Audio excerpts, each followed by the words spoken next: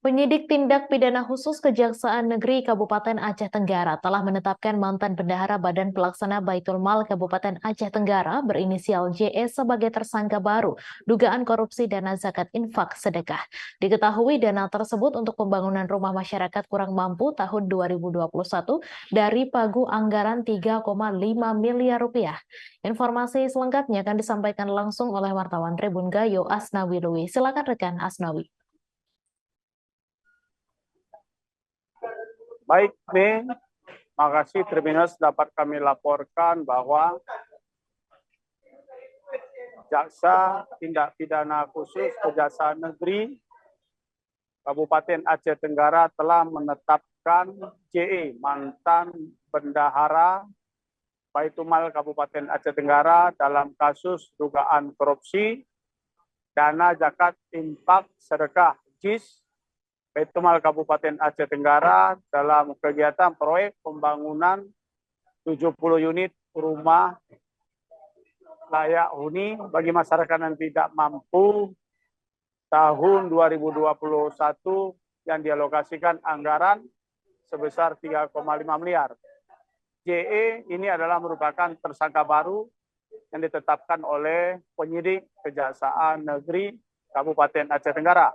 Sebelumnya juga Kejaksaan Negeri Aceh Tenggara sudah menetapkan mantan Ketua Baitul Mal Kabupaten Aceh Tenggara inisial SA sebagai tersangka dalam kasus dugaan korupsi pembangunan 70 unit rumah yang dialokasikan dari dana JIS tahun 2021. Tersangka mantan Ketua Baitul Mal Kabupaten Aceh Tenggara ini ditetapkan oleh Kejaksaan pada tanggal 10 Oktober 2023. Kepala Kejaksaan Negeri Kabupaten Aceh Tenggara atau Kajari Kabupaten Aceh Tenggara Erawati SH MH dalam konferensi pers mengatakan bahwa penyidik telah menetapkan JE mantan bendahara Baitul Mal Kabupaten Aceh Tenggara sebagai tersangka baru dalam kasus dugaan korupsi pembangunan 70 unit rumah bagi masyarakat tidak mampu.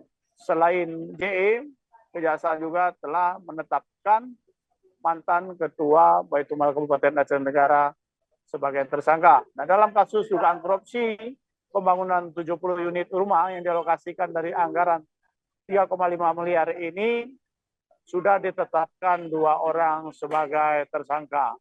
Dalam penetapan tersangka ini, penyidik menyimpulkan bahwa dalam pembangunan 70 unit rumah ini ditemukan adanya pembangunan rumah yang dikerjakan yang tidak sesuai dengan spesifikasi atau kualitas rendah atau tidak sesuai dengan standar dalam pekerjaan sehingga ditemukan adanya kekurangan volume dan kualitas rendah.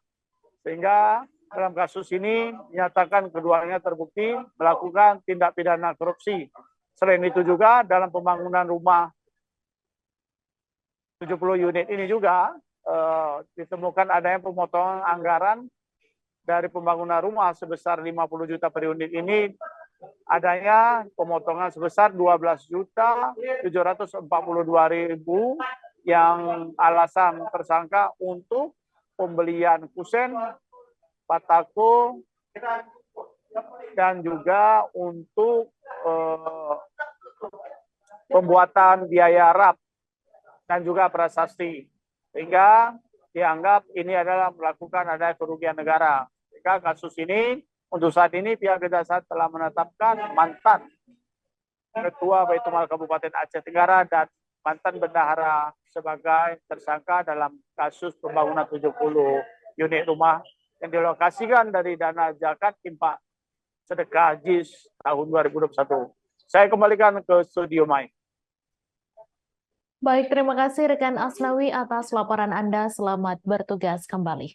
Download Tribun X sekarang, menghadirkan lokal menjadi Indonesia.